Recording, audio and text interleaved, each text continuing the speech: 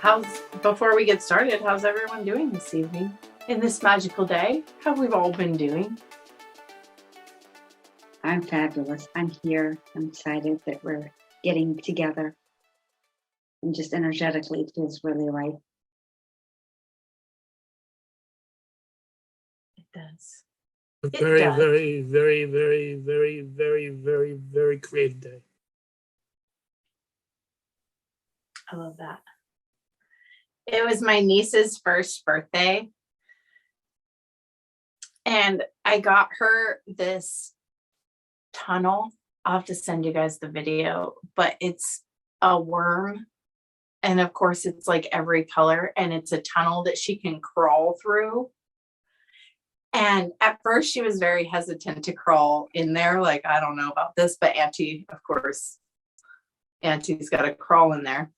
And so I get in there, and she didn't want to get out after she was in there. And she was just loving every minute of this colorful tunnel. And we were in there for a while. So it was birthday for Niecy most of my day. Very magical.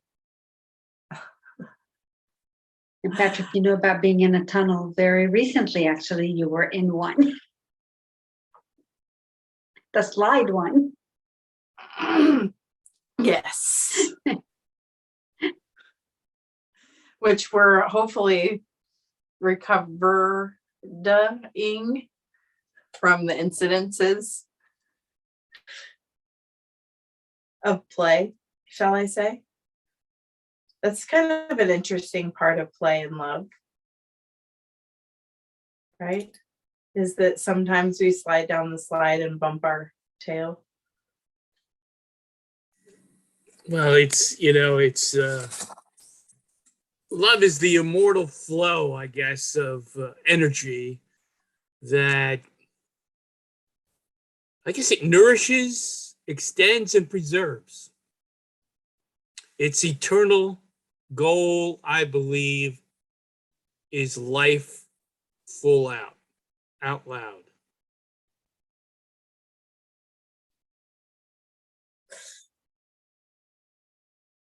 Life out loud. Out loud. Because we're fed by love. I mean, really. The multiplicity of our lives is, if we really think about it in the long run, it's going to enrich everything we do.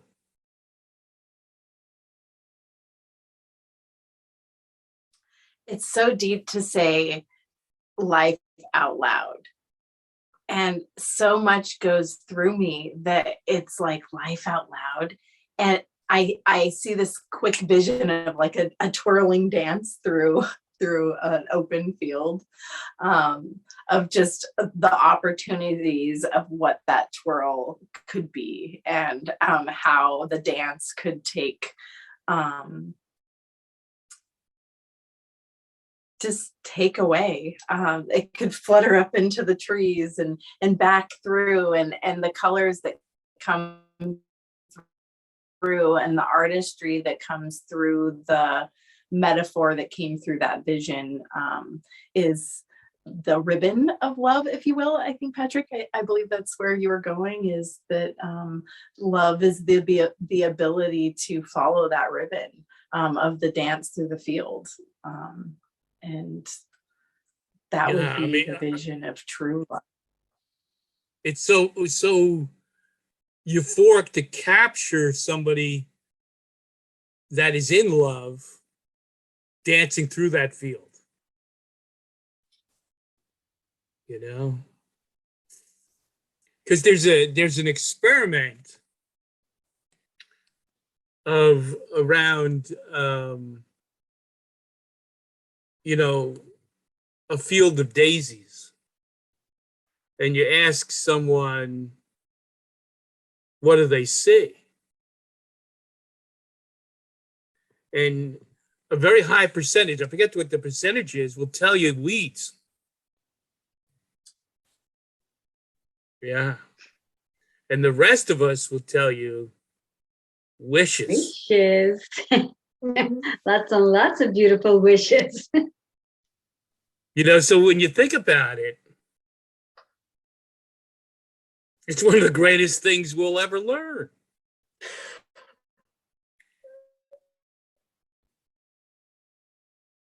You know, what do we see?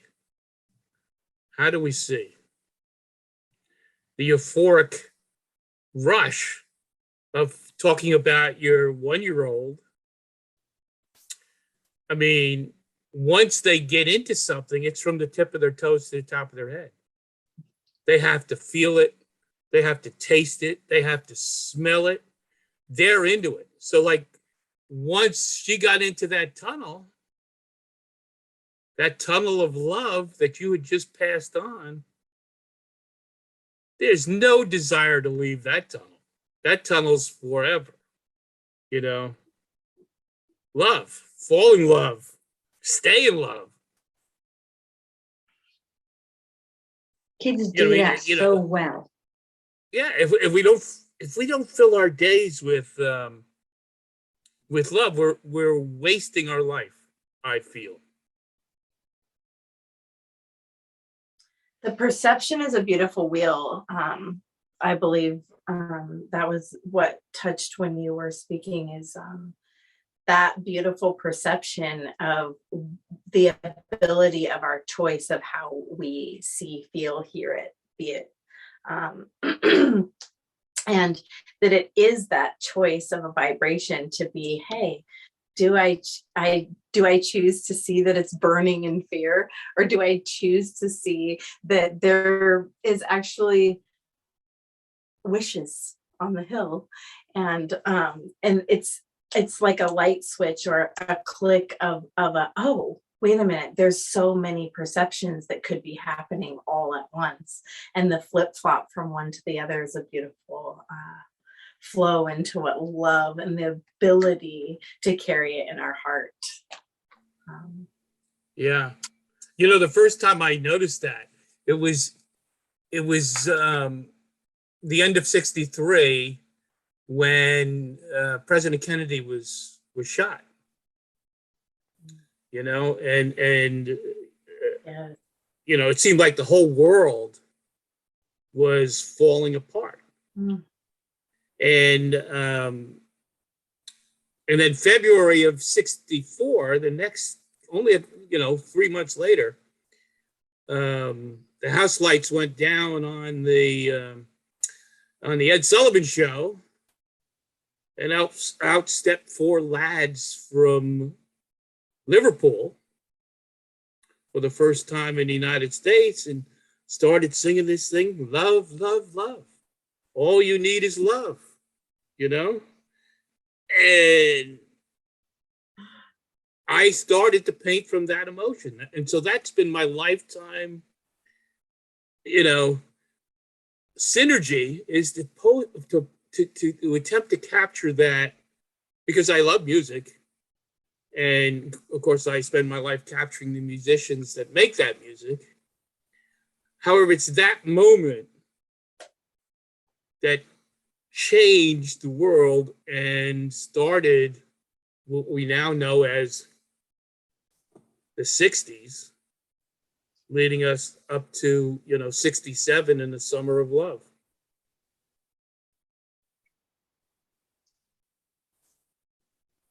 Isn't that a beautiful rebellion? That all of that what is looked at as this wild time, that literally was a brewing sacral chakra of movement, creative joy, love, connective unity, danceability, vibration, that is harvested and just really created that vibration, if you will, around the globe at one time.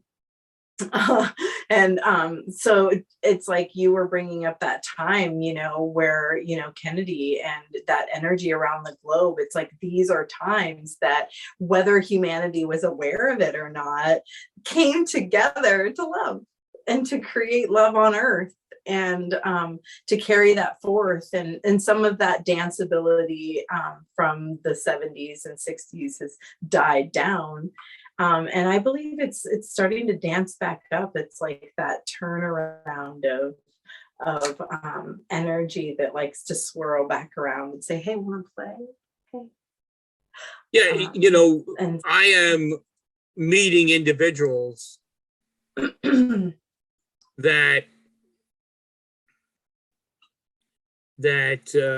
do everything from love's emotion, and I as talking about starting out painting the Beatles, I've always painted from that emotion, and I never consciously attempted to use anything else. For me, emotion rules everything, and it's that love emotion that intent that we're putting in everything that we do. It amazes me. I agree with that. I feel like, yeah, go ahead, Rima. What were you going to say? It's the solution to a lot of the things that we hear and see around the world that we think are drastic, they're unsolvable, but the real solution is love. And not saying it lightly, but literally digging into compassion and kindness and actually seeing the other individual. That's all part of love. It's like this big, wonderful package that you can unfold and allow individuals to start to see each other, like really see and hear each other. And that's the solution that we are seeking, and we already have it. But people are still seeking it, even though it's been available since the 60s and before. Every time the world has gone into turmoil, it's like, you need to come back to love. You need to come back to this base of empowerment, really, is what I see it. That's the empowerment that allows us to like venture and see each other so well. Yeah, speaking of that, Rima and I, as you know, are members of Yes Mastermind. And what we know through all the years that we've been doing this is that love is the great miracle cure. So every Tuesday morning, we kick off our meeting with a circle of love. As we break the circle, we hug each other before we share our success stories. We close the meeting the same way. So yes, loving ourselves and the individuals in our lives works miracles. And the coolest part, even though we've gone virtual because of the current times, you're still able to hug and send that love across the channels. And that's what I think a lot of people don't realize, that it's an energy that's felt everywhere. It goes out and it touches so many people. So I don't have to be next to you to hug you. I could literally hug you from so far away and send that energy, and it touches so many lives. I think that's the beautiful part about going virtual and allowing people to start to expand, that we're able to actually impact the world from where we are, by who we are. Yeah. Oh, that was cool, Rima. I felt your heart during that. It was like, oh, I felt you hugging the world at that moment. I felt the hug, I'd love to hear anybody that's watching what you felt when she was speaking just then. Because for me, I felt that, like, that love and that cuddle. I wanted to pull my blanket up and snuggle. So that was beautiful. Well, as you say that, love is really the energy of life, and love alone can awaken love. And that's what we have, experienced each and every Tuesday, let alone what we do the other 6 days of the week. But, we have a goal every Tuesday that I attempt to do all 7 days a week, is to impact 6 lives by 6 p.m. through love.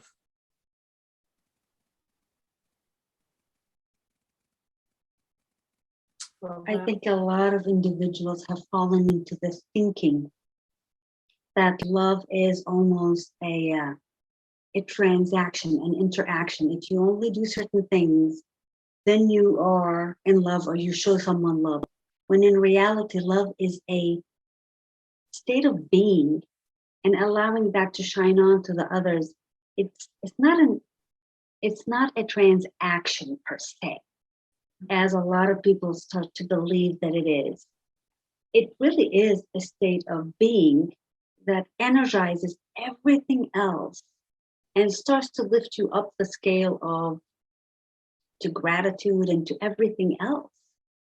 And when we begin to understand, and Patrick kind of started with it, and you said it, it's like a switch. And when we figure out that it's all coming from within, and that touches other lives, you change the thought of they did this, they didn't do that, and you start to go away from it and come within to go, that has nothing to do with it. It has to do with you understanding that you're an individual and that's an individual. And if you begin to put out there those energies of genuine caring for that individual, that's love. That's a big one. That's a really big one. At least it's been that way for me through my life and through my experiences. How about you guys? Yeah. Yeah. One of the great exercises that I learned from Rhonda Byrne.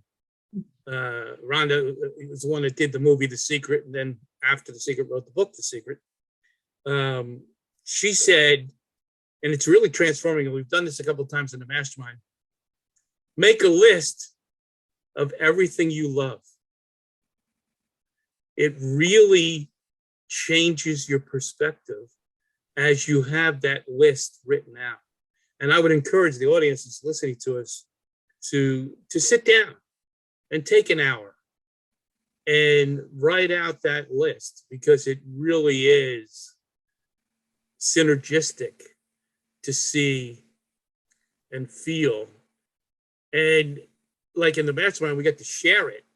So the 11 lists go to each other, and you get some really, truly interesting insights. Because, to me, love always creates. It inspires. It never destroys. And in that lies man's lifelong promise to himself.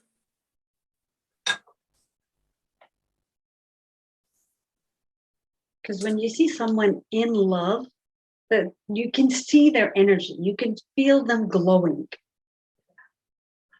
And it's within them that they're creating it.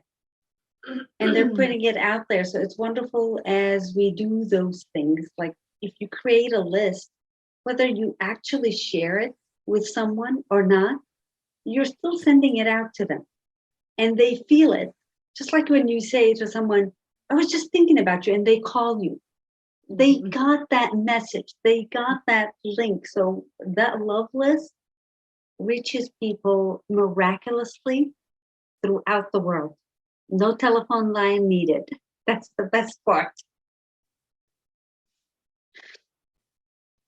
It's like that out of sight, out of mind. So a list is a beautiful thing, because when we are living in our field, our energetic field, we're, even though the world doesn't talk much about it as we are learning about our energy field out here, in our third eye, we create all kinds of things. So most of the time we have this list floating around, and most of us know what that is, and that can create a lot of anxiety and stress. And so when we're able to write these beautiful lists of affirmations and love lists and reminders of many different things, and we visually see it in front of us, it reminds us to breathe. It reminds us to drink water. It reminds us to accept ourselves and to create that visual reminder, because we all learn in different ways, right? Brain left brain, space brain, and so it's sometimes we need that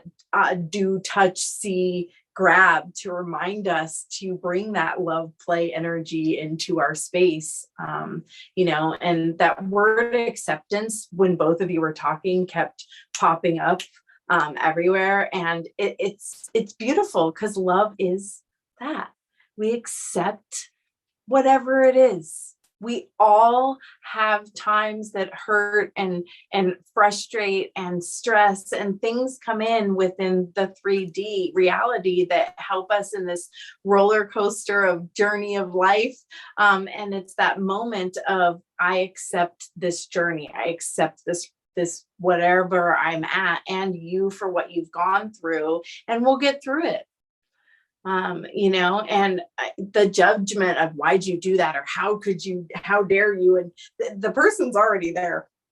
I've already judged myself enough. So a beautiful part of love is that ability of what I think we were all speaking to, is accepting. Yeah, the precessional effect of writing it down is absolutely incredible. It creates, it allows us to tap into the harmony phase of the laws of the universe, whose spiritual expression, I believe, is love. And so we solidify it when we write it down. Somebody said, I forget who it is, said, I believe the poets and John Lennon were right. Love is the only answer. The neatest part about this process, Patty, that you're kind of suggesting to the audience to do, is you get to spend a little bit of time with that individual. If you're writing down an individual, without you physically having to be with them, but you get to be in love with that person as you're writing it out. Whether they're still physically on earth, not on earth, all of that, you just spent wonderful time with an individual that you care about, that touches your heart and your soul, if I can say that. And I know some people don't think that way, but it gives you that opportunity to actually be in love, truly in love with that individual. And especially as time goes on and life alters and whatever, you can always look back and go, yes, I did see this person this way. I did love this person this way, because they were perfect for me and for themselves at that moment.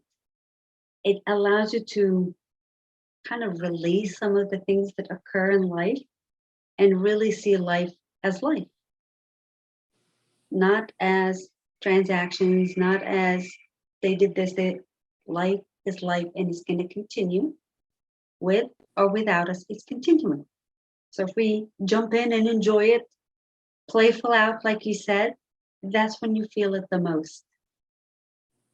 And saying that, what I'm hearing is that we all need in this world to let love flow so that it actually cleanses the world.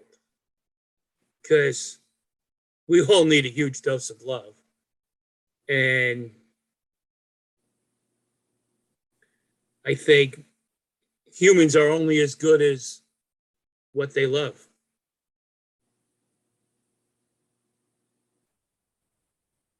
We're all nodding. I know the audience can see us possibly, but we're nodding in agreement.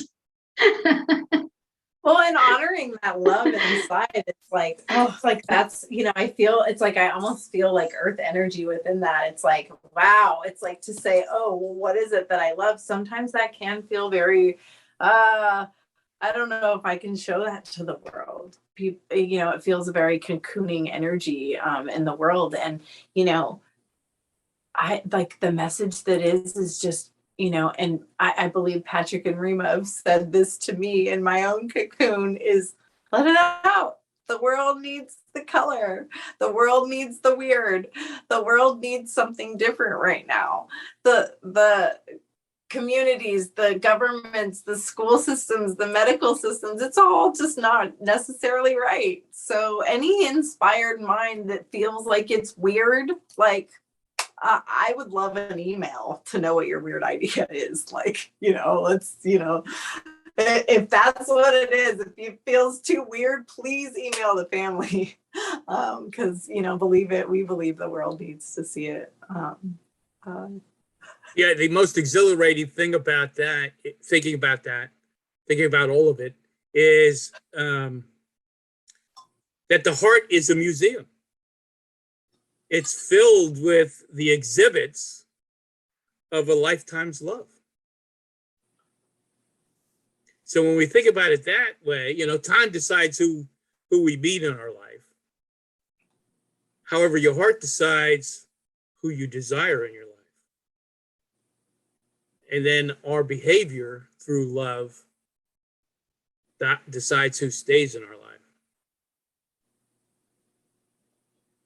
I think you're saying it so beautifully, Patty, because a lot of people think that the mind is controlling a lot of things, but science has proved that it's the heart that's actually controlling the signals to the mind and everywhere else. So it is that essence of being is love, because that alters everything. And you said something really crucial, honestly, Erin, is so many individuals are not shining because they're too afraid to completely be themselves. And honestly, that's what the world is crying for, is to allow each other to be who we are. That's the greatest love, is to see someone in being who they are and not judge them, not do any of the things that are within your limited boundaries of your own life, but to allow them to shine and encourage them to even shine. That's love. That's the thing that's going to alter humanity going forward. That's the biggest piece that's going to alter humanity, is to allow each individual to shine and encourage, keep encouraging. I blame society.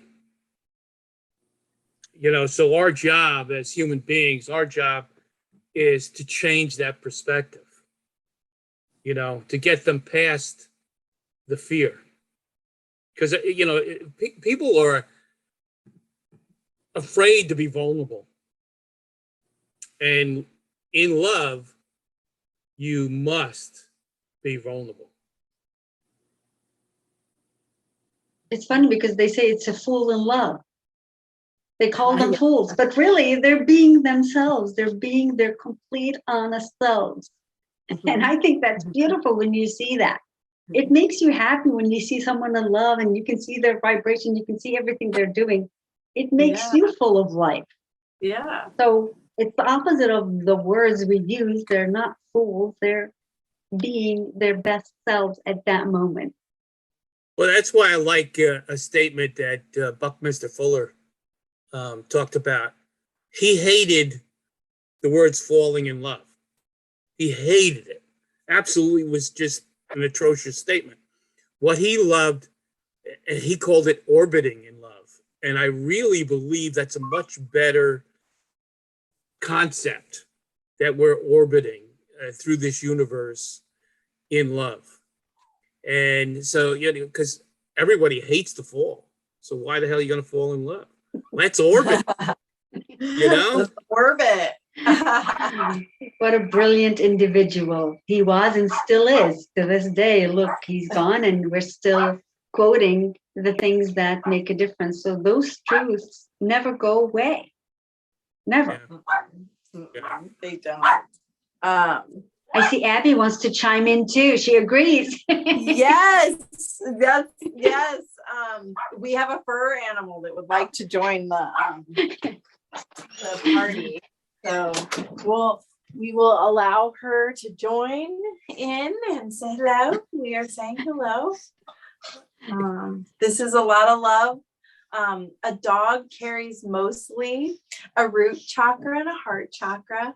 So they are very much rooted in love. So this is a perfect little example of a glowing heart chakra. I think it's perfect that she chimed in, because how many times do you hear individuals that they love their dogs because they show them unconditional love? Yeah. And it's the truth. They are always there for that individual, and they love their, I don't want to call them master, but their caretaker more than anything else. And they don't think of anything else. And so they are perfect at love. They are really perfect at it.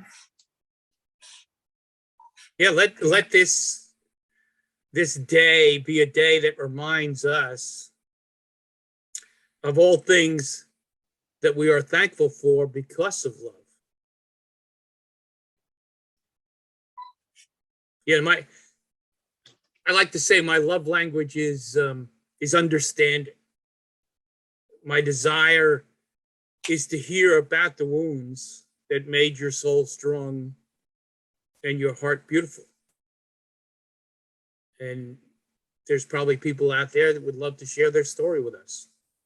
And we can tap into that and help them grow through what we do. That's exactly the feeling and the vibration of the universe as we come into this time.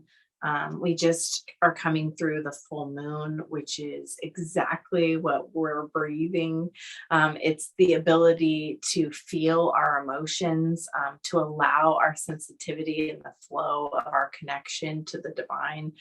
It's in the Cancer sign, and it's just really allowing that water energy as well, the flow, which is a beautiful thing too, because water is also our sacral chakra, which is connected to what we were talking about: love, joy, creativity, connection. And this is the energy at which the earth and the universe is inviting us to be with. At the time that, the three of us and the others that are involved with the family are really inspired to breathe right now. And so we're all really feeling that collective energy of the universal love, as we're all pointing out here. So beautiful time to be here.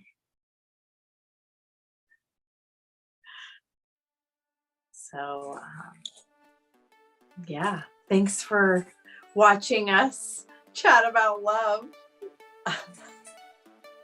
Yes, a reminder for those of us who listen to us, be mindful of your self-talk, because it's a conversation with the universe. And we're having a conversation about orbiting in love, and we are attracting individuals that would love to orbit in love with us. Finding human beings that we can be vulnerable with while feeling completely safe is priceless.